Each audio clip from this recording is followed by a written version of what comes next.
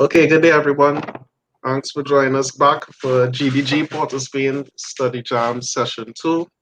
And I'm going to go right into our next item, which is a presentation and demo from our specially invited guest, Mr. Arthur Thompson from the Google Developers team. So, hey, Arthur, how are you going? I'm doing good. Thanks for asking me to come and give this presentation. So looking forward to it. Great. So I'm going to leave you to it. And sure. So, all right, cool. All right, morning, everybody, or afternoon, depending on where you are.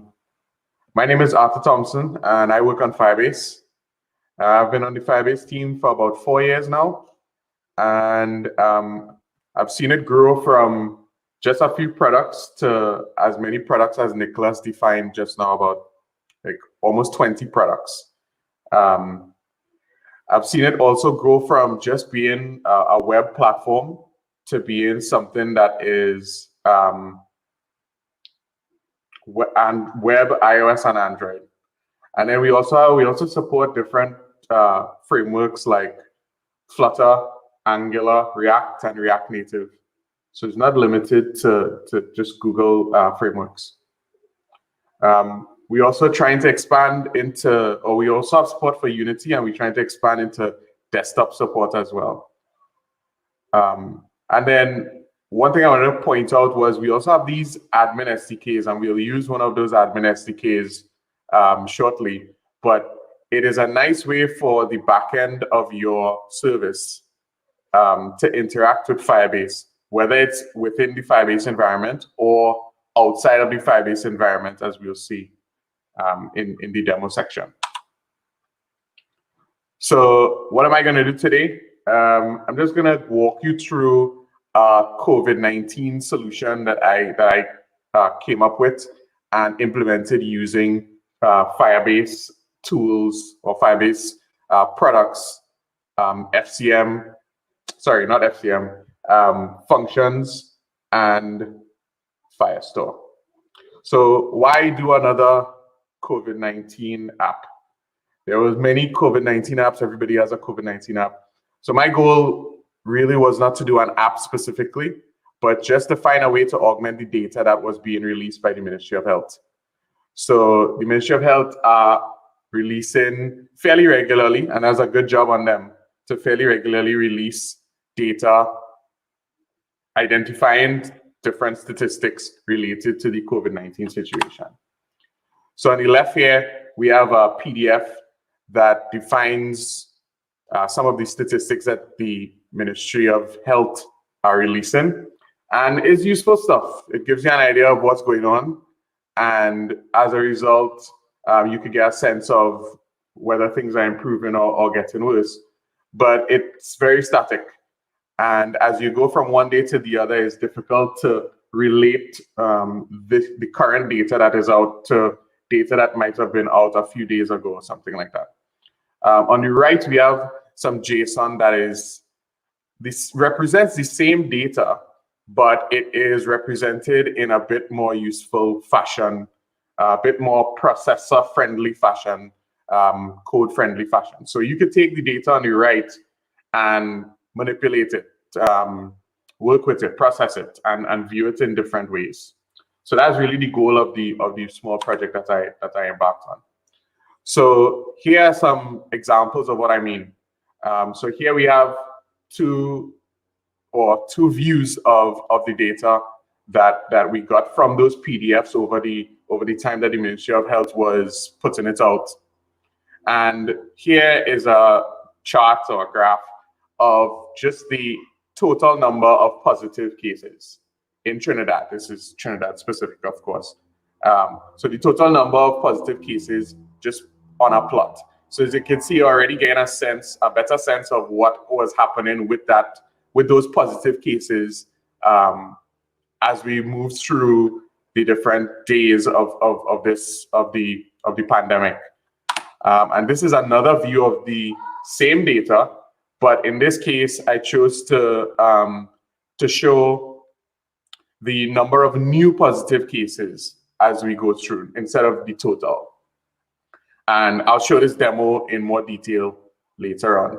But that's the idea, is to use the data that the Ministry of Health given out and be able to manipulate it in different ways that you could not do with a table in a PDF.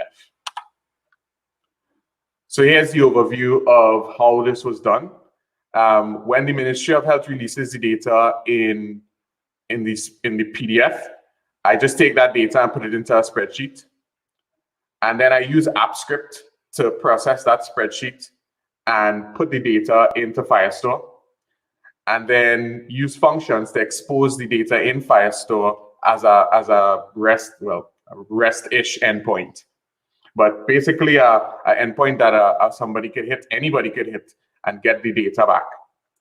And then the fourth stage of this is for people to use it or to make apps based on that data.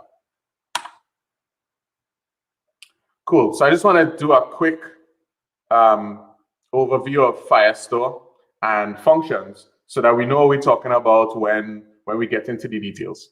So Firestore is a real-time, NoSQL, scalable database in the cloud. Right? What that means is that you don't have to stand up any servers. We handle syncing with our SDKs. We handle things like offline mode and that sort of stuff. It is not the best database for strongly relational data. So if you have a lot of relational data, you might not want to use Firestore. But for a lot of application type data where reads are more important than writes, it's really good, and it scales. So as you have more reads, Firestore will scale with you, and it will scale down. And the pricing model is based on reads and writes. So when the data is at rest, you don't pay anything.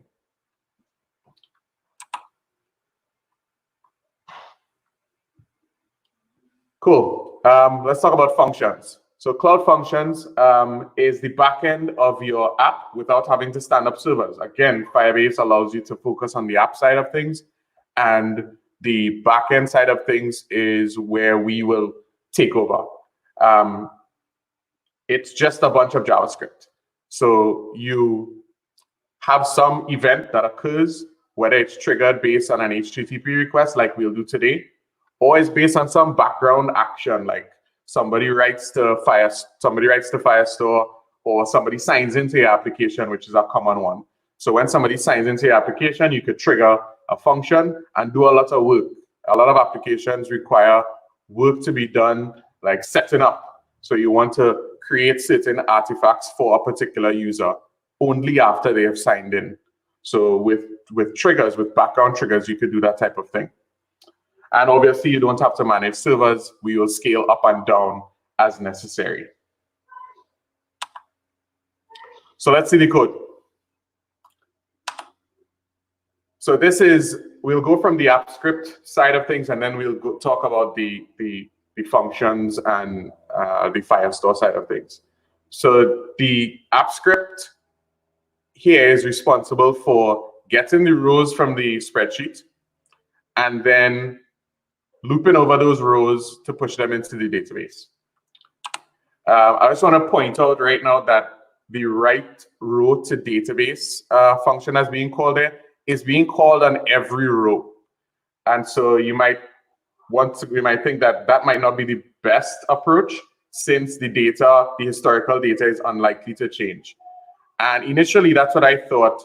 And really, once you get beyond a certain point, it is relatively static. But when I was just setting this up, some of the data was changing even in the past. So I guess the Ministry of Health was redefining the values. So when I was pulling data, when I was checking the PDFs, I often had to go back and update the spreadsheet in the past. So I did want to have the option to rewrite all of the rows, but I'm sure you could be much smarter about it. So I'll still talk about how you would get the current rows from Firestore, but for my example, I didn't do that. So this is how you would get those updates I was talking about. And AppScript has a URL fetch app class that has a fetch method. And it's very standard. This is a very standard HTTP request that's being made here. So with this, you would reach out to a REST endpoint for Firestore, and you would get the documents that are in the collection that contains all of the updates from the Ministry of Health. Cool. And this is how we get the rows from the spreadsheet. So in the get rows function here, the app script gives us this really nice object like sheets.spreadsheets.values. And all we have to do is just pass in the actual cell data. So in this case, MOH data is the name of the tab within the spreadsheet, and A2I is the range of cells that will be included in the values that are returned. So that will represent the rows of the spreadsheet or the rows of the tab that we're going to read. And this is how we write the data out to Firestore. So again, we hit in that REST API endpoint. And in this case, it's a little bit different. We're using a method patch, which means that we'll be updating the data in Firestore. The other one didn't have a method defined because the default method is get. Also, I want to point out that in this case, we are not using an admin SDK. In this case, we are just using raw HTTP requests. So we have to do things like put in an access token in our headers to do authorization. And we have to also use Stringify to make sure that the payload is the right format. And this is what the data looks like. So when you run that script, you get the data into this collection. So my collection is called MOH_updates. And all of the documents that you see there in the collection are all the documents that you see there, each one represents a single row in the spreadsheet. And so you can see the fields on the right-hand side in the right column. One thing I want to point out here as well is that the IDs of these documents are timestamps. So you'll notice that the timestamp field in the right column is the same as the ID of the document in the middle column. And that's because I wanted to be able to rewrite the data. So I use predictable IDs. Firestore also has the ability to randomly generate IDs for you. Cool. So now that we have the data in Firestore, let's talk about how we expose that data via our API. So in this case, this is what the function looks like. So let's run through it quickly. The first row or the first line here defines that function. So when we have the updates, which is the name of the variable that takes the function, that will be our endpoint. So it would be /updates is what we're going to use. Like you could set that to anything, and it'll be / whatever that is to represent the endpoint that will need to be hit to get the data that comes out of this function. So here we have what a query looks like, and this is where the first appearance of the admin SDK comes in. So you see that admin.firestore.query there. That admin or the admin.firestore actually on the right-hand side of the equal sign, that gives us access to the Firestore SDK. And the admin SDK has all the different admin SDKs that are available for Firebase. So admin.auth, admin for authentication, admin.firestore for Firestore, admin.messaging for Firebase Cloud Messaging. So in this case, we are making a query of the collection MOH updates. Then we call get on that query to actually make the request to the backend, to the Firestore backend. And once that's complete, it returns to us a query snapshot. And in that query snapshot, we just create an array and we loop through all the docs in that query snapshot, and we push those docs into an array.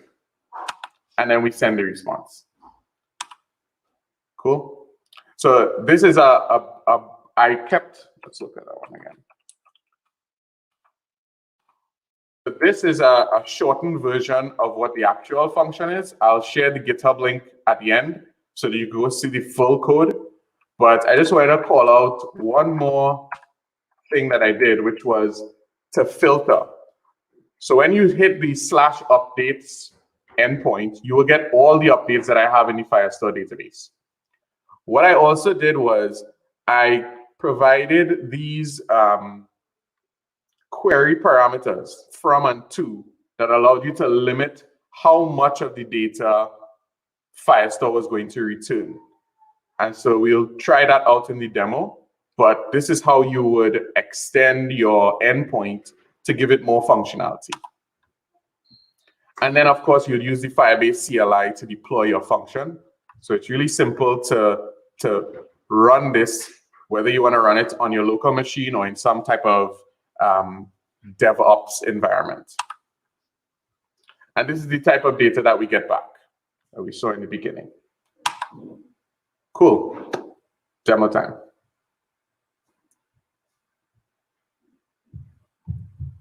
All right, so let's get to the spreadsheet first.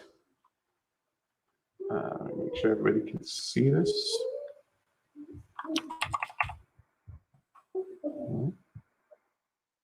All right. So here we have the spreadsheet with the fields that I was discussing before. Make it a little bigger. Cool. So here are the fields that we were discussing before. And I noticed a little bit of a pattern with how the Ministry of Education was defining the PDFs. Well, it was actually JPEGs. I don't know why I keep saying PDFs, but it's actually JPEGs.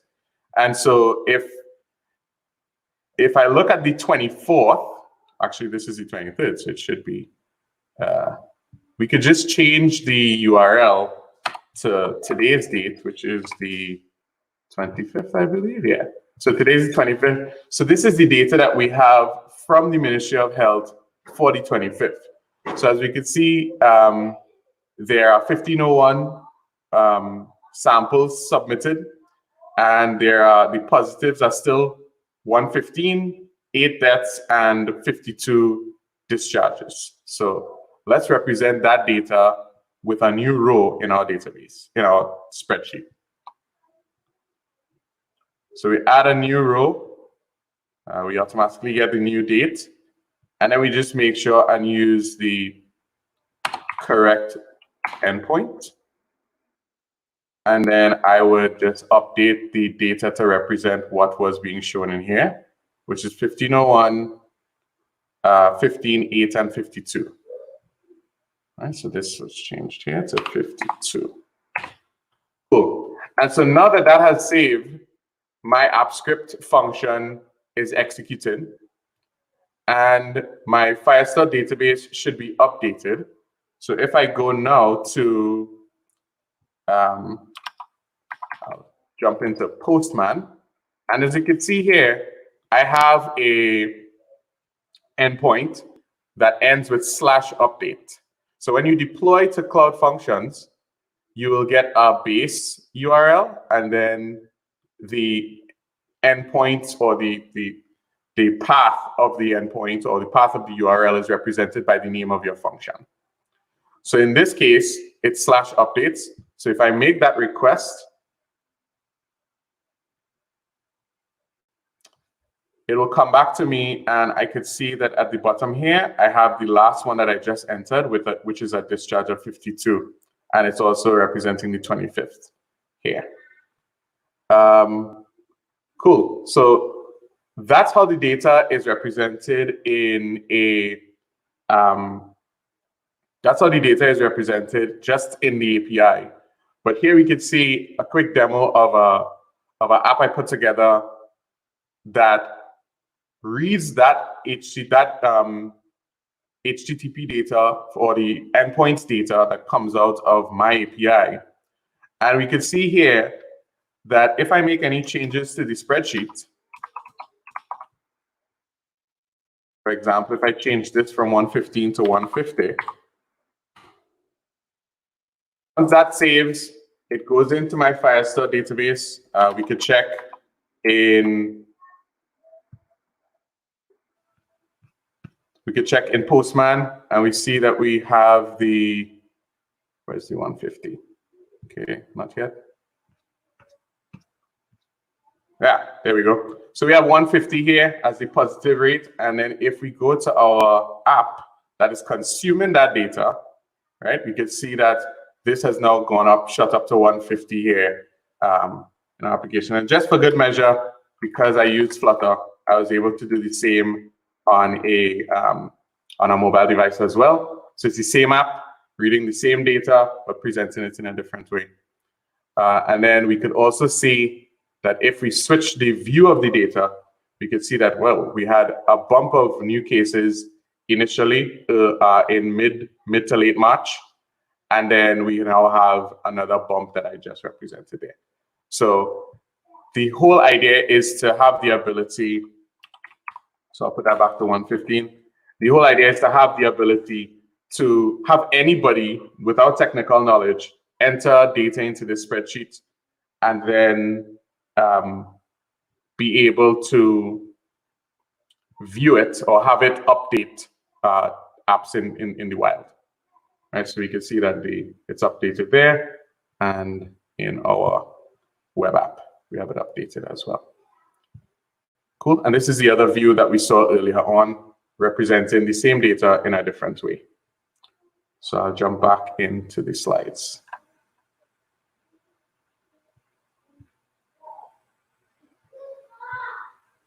Cool. So yeah, just a few things to point out before we go to questions. So we got to do multiple views of the same data. Anybody could update the spreadsheet, and database and functions allowed for more advanced queries. Yeah, I was supposed to show you the advanced queries. So let me just show that really quickly. So in Postman or any HTTP, anything that allows you to run HTTP requests, curl or anything like that. Let's say that we wanted to do only from this date. So I could do question mark from equals and add that. And so that would reduce the amount of data that I get, right? And so if that it is Cloud Functions that is allowing me to take that from field and then subsequently edit the query that I'm making to Firestore. Cool. And there's also a to field that does what you would expect in that case. And I think that's it for me. So that's it. And any questions? I know there's a bit of a delay, so we'll hold out.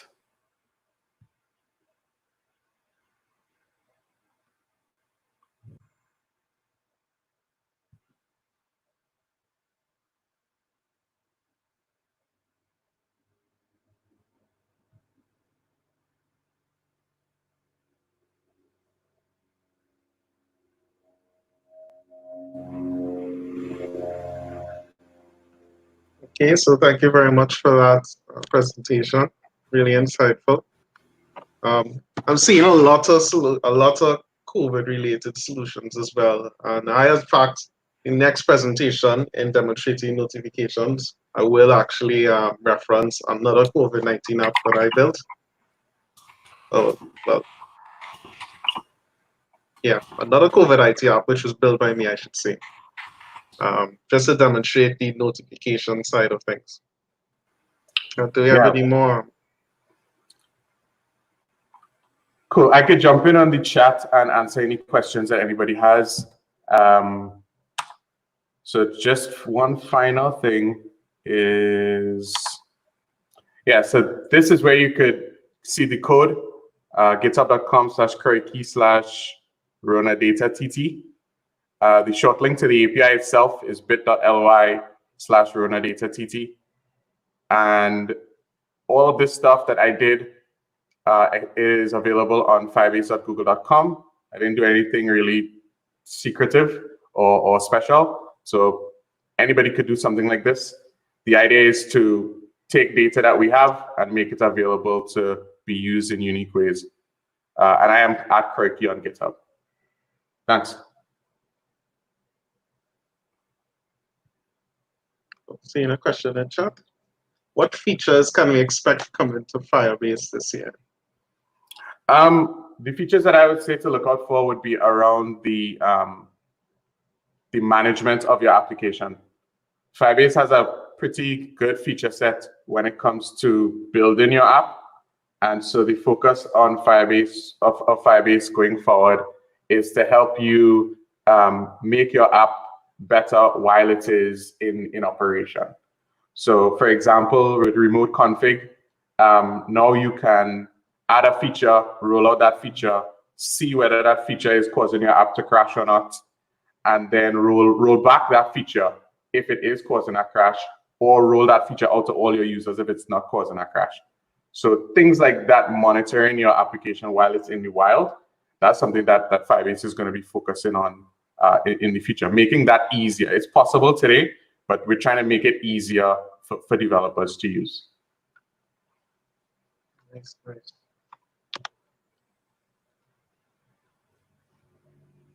So any other questions? Okay, so we seem to be going really good for time. So one thing some members of the audience have expressed that they're interested in is to learn more about your story, Arthur. How do you end up? How does one end up from Trinidad, small island Trinidad, working at Google, Silicon Valley? Oh, the story is relatively simple. Jobs.google.com. And there are quite a few trainees that work at Google right now. We have a chat with at least about 10 or 15 people that work at Google. So as far as the Caribbean is concerned, Trinidad is relatively well represented, and not only at Google, within Silicon Valley, top tons of trainees working at Apple and other Silicon Valley companies. So that was really great to hear. Go on the job sites, and they're always looking for people. So that'll be my recommendation. But yeah, I was a teacher at Fatima for 8 years, and then I applied and I went through the interview process. So it was amazing to happen, but the actual process wasn't that special. Great. But yeah, I would just say that just write code that is useful and that's fun.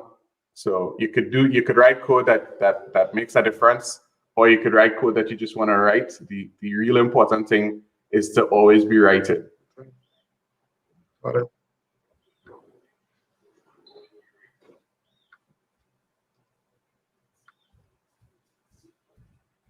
Okay. So I'm going to share my screen now.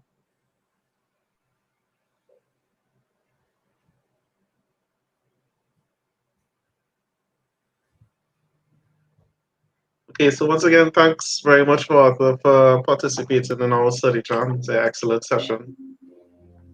No problem, man. Happy to do it.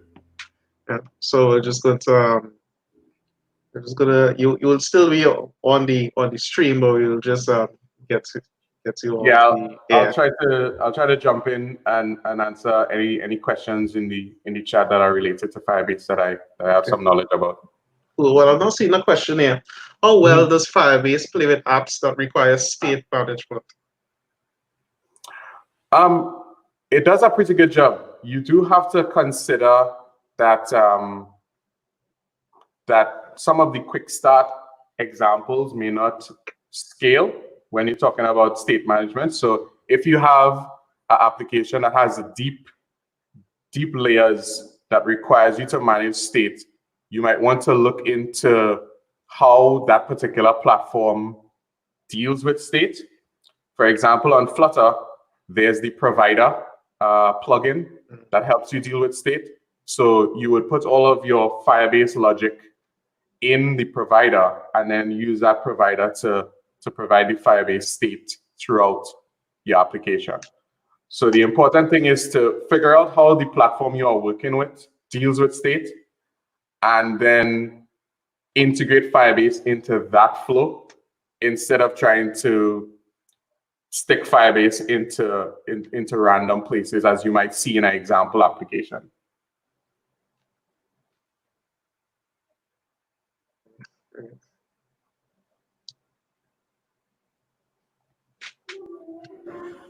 Okay, so now we're going to switch into our next and final presentation today, or it's more like a demonstration walkthrough. Okay. So thanks again, Arthur. Sure, no problem. Okay.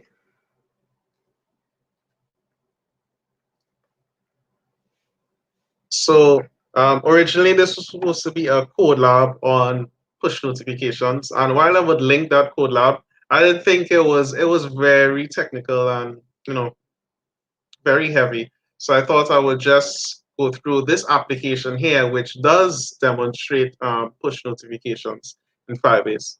So for some time now, I've been working on this app. It's called COVID-19 TT, and I promise you, this is not something that me and Arthur knew about the time we were developing it. We were just developing these things separately, and it turns out that there are a lot of things, common implementations between us. So I was really interested to find out when organizing this event.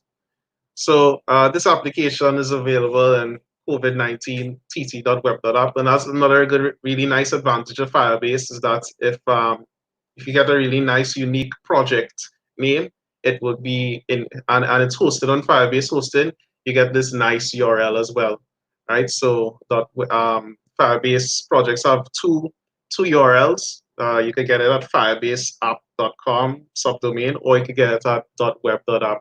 So I have this COVID-19.web.app, and it incorporates many features, many different features of Firebase I used to implement this app. So first and foremost, it takes Firebase authentication to make sure admins could log in and add data. It's using Firebase hosting. We use the Firestore, the Cloud Firestore, to store all our data, and we use cloud messaging for push notifications. And Firebase functions is also used to be able to trigger these notifications from writes that are written into Firestore. So this is just going to be a very just going to go around certain parts of the implementation, certain parts of the project, and we can demo the notifications, and see that all running live. Okay, so this is how the data looked in Firestore. It's similar to Arthur's structure. He keeps track of the deaths, how many discharged who are positive.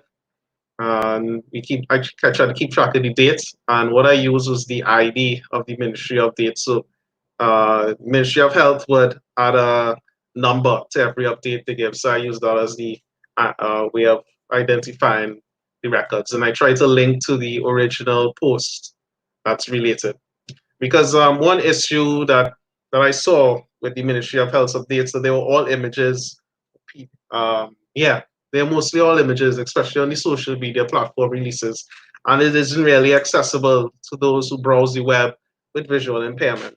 Right? They are specialized browsers for people who cannot see to use the web, but when images come, they obviously cannot see it unless you provide sufficient metadata and what have you.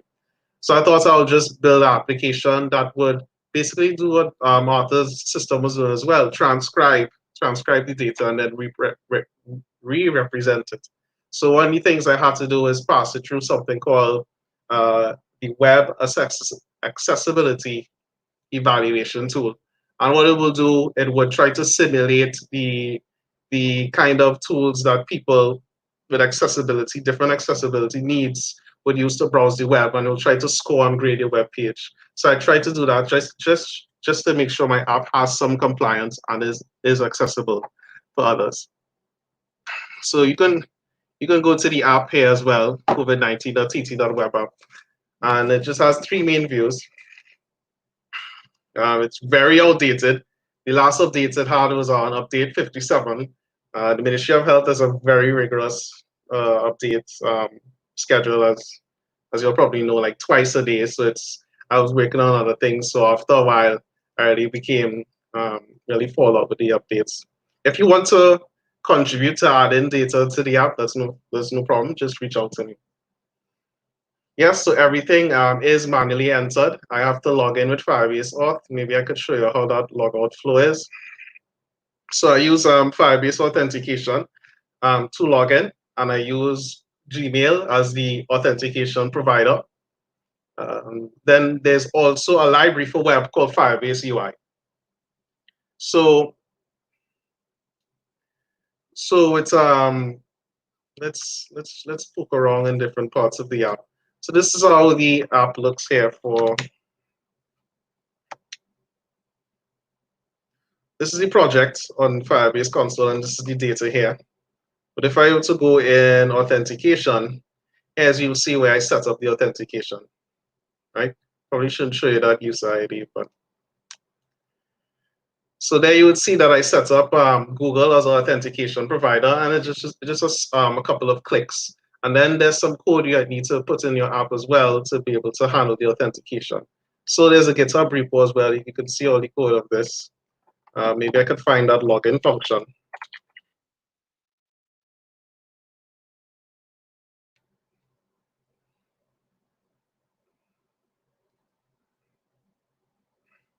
And what I have here is this object called UI.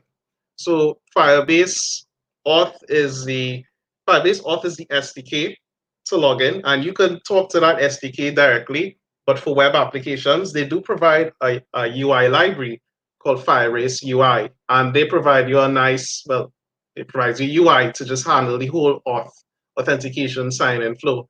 So instead of talking to that authentication SDK directly, instead I take the UI object and pass in my authentication. Let me see if we could find it down here. Sorry, it's a bit. Yeah. Instead, I initialize this UI object with Firebase Auth. I hope everybody could see. I initialize this UI object, which is gotten from the Firebase UI library, and I pass Firebase Auth to it. So now I can just use the library to handle my authentication flow. So I'll just click on this admin button, and you could log in with Gmail. Now anybody could log in with Gmail, but what happens is only my app is only looking out for my user ID, right? So only when I log in with Gmail, it will actually allow me to do read and writes to the app.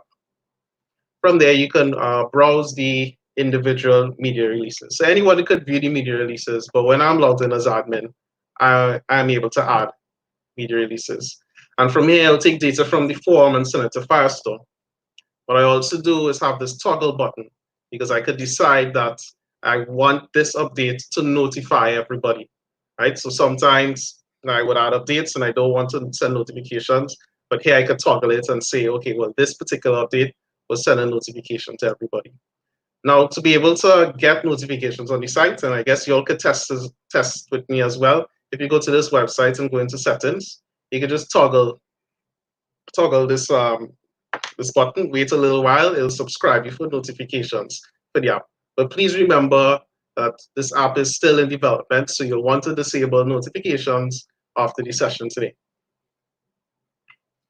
So from there, it has these the data from the media releases, it aggregates them, and has some visualizations for them using high charts. This is a pie chart back then when the death cases were so low. And this is just a bar chart plotting the increase of the positive cases, the tested cases, the deaths, and who are discharged. Right, so I talked about how we use authentication. I talked about we have hosting. I could go into more detail of how the notifications are set up. Well, you need to enable it inside of your project settings. Now I'm trying to be wary not to show you keys that I really shouldn't show you. But inside of the notification settings, you have some keys which are just strings, which is used in the configuration of the different SDKs that you want to use, right? And from there,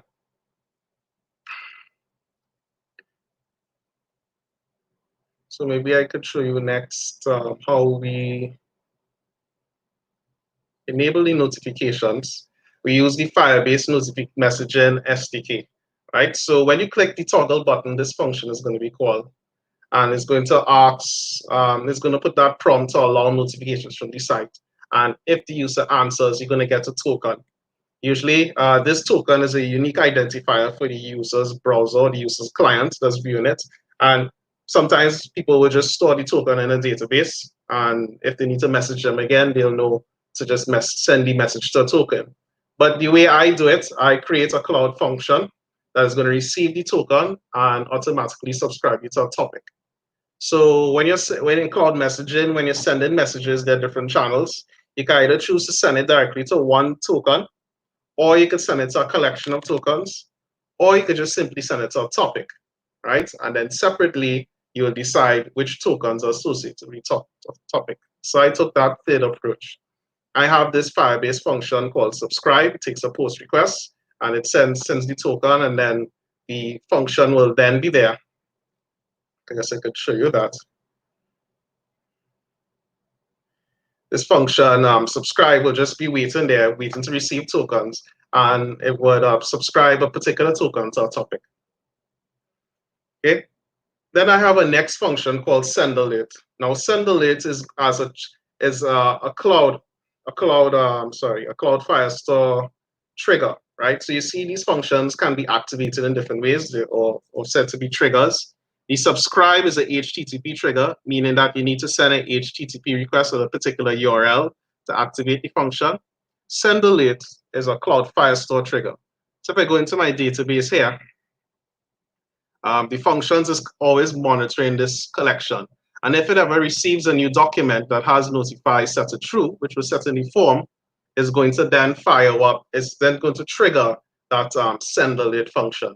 And the send alert function would use the admin SDK for Firebase messaging to send the alert to the topic, right? So we could link all those resources, but it's the same, is exactly what they have in the documentation. It has something send Firebase messages sent to topic, and you just have to send the data and the payload and the notification. So I can actually demonstrate it here using Postman. So there are many different ways you can actually send this notification. You can send it with using like this REST API approach. You just need to make sure and send your server keys. So inside your headers, you need to send your server key here. Oops. And I guess I'll have to regenerate all my keys after this code lab. And then here in the body is what you send, what you decide who is receiving the notification. So here I'm sending it to a topic, which I've been subscribing users to. You can set things like the priority, the image, things like an icon and badge. So if I were to send this notification now, you see notification received at the bottom here, right? So when you're dealing with Firebase messaging, there are different contexts in which the client can receive the notification. So for example, here, this is where the app is on the foreground. So you need a separate handler to tell the app what to do based on the context. So because it received it in the foreground, it just gave a toast message here. But if I were to close the app and send it again, I get it as a notification in the side here, because this is a background notification. And there are different kinds of notifications. You have the notification, it's kind of weird, and then you have the data notification. So the first one actually makes this prompt over here.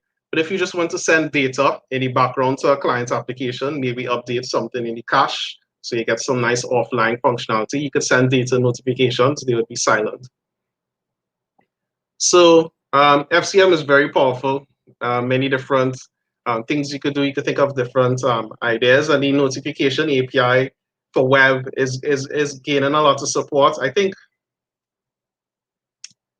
most browsers support it. Safari may support it, but in a different way. I think they have their own notifications implementation, right? But even for mobile, and as you see here on desktop, cloud messaging works. So this is when I use the app on Chrome, but it should work on Edge and Firefox as well. Okay, so we talked about, so that's how I use database. That's how I use function. I have authentication to make sure that only I could put out updates and notify everybody, because of course you want to secure and lock that down to prevent malicious behavior. So that's just an overview of how you can string together multiple Firebase products to build a high quality solution. And I must say that using Firebase really helped me get it up and going much faster, as if I have to do bare bones implementation, building my own application, server, figuring out hosting. Firebase is sort of like a one-stop shop for all of these things. So that brings us, we're really ahead of time, but that brings us more or less to the end of the sessions. I'll now, pause for questions.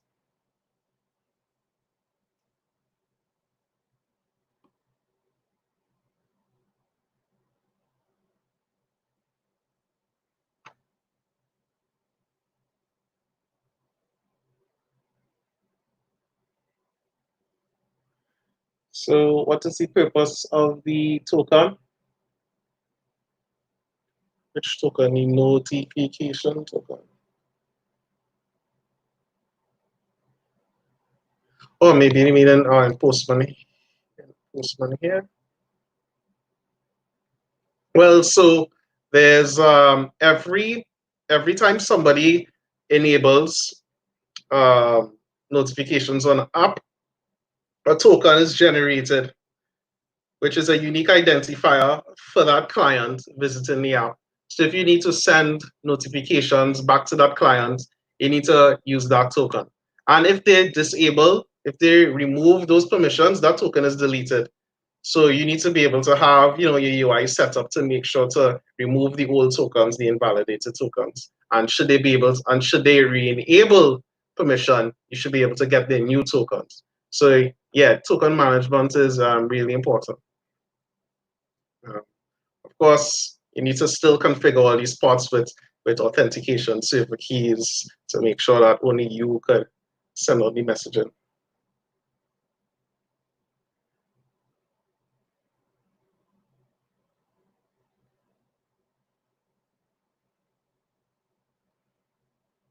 Right, so again, I have this Google Doc here, which we will update with links.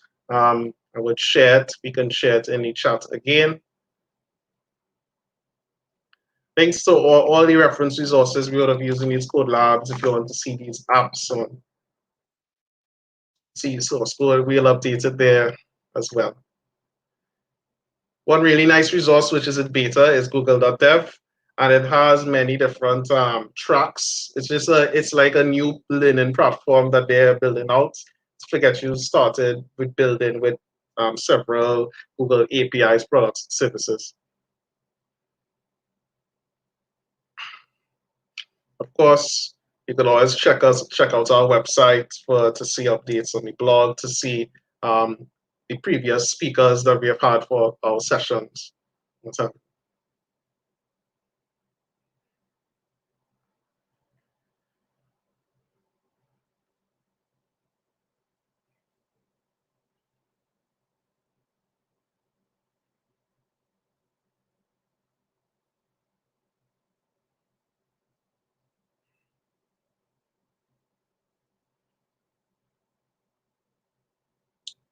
See another question from Arthur. What was the most difficult integration? There were some sticking points. They really escaped me now. The parts I had problem with, I wouldn't say were Firebase facing. They were more on the implementation of UI, because fun CSS could be. But if I have to talk about the integrations, I think the functions stop me a little bit, because how you set options for the notification. So let me run this again.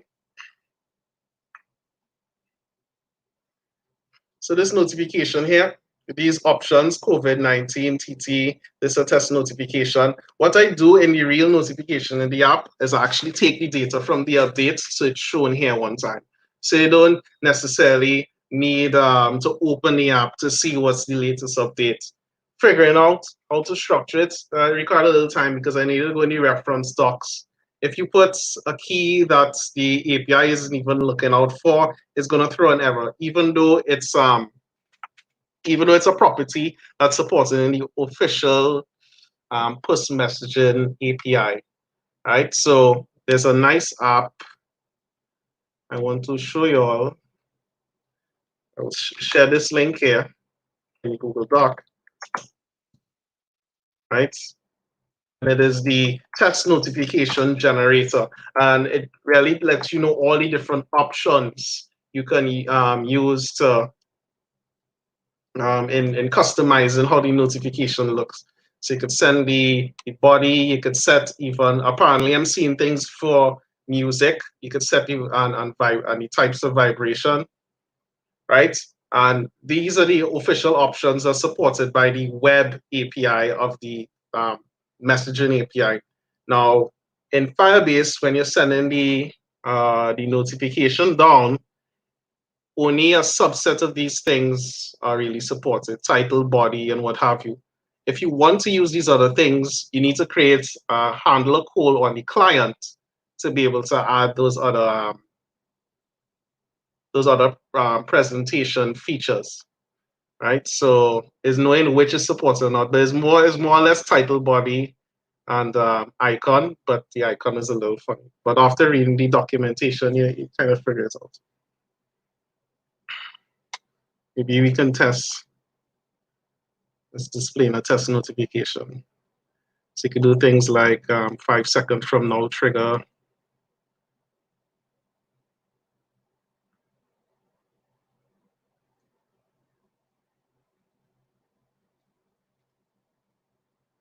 Change things like tags. This one was a little delayed because we added a trigger there.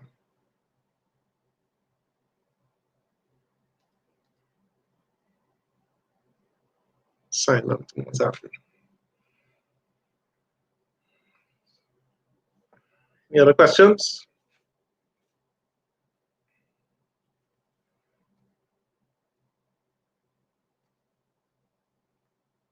Okay, so that more or less brings us to the end of our event. Thank you so much for joining us live in light of everything that's going on. We do value that your viewership and participation in this event. To our attendees and our featured speaker, thanks again, everyone. If you look out for more events for us, we'll be streaming most likely for our next one. Thanks again for coming, and we'll see you next time. Bye, everyone.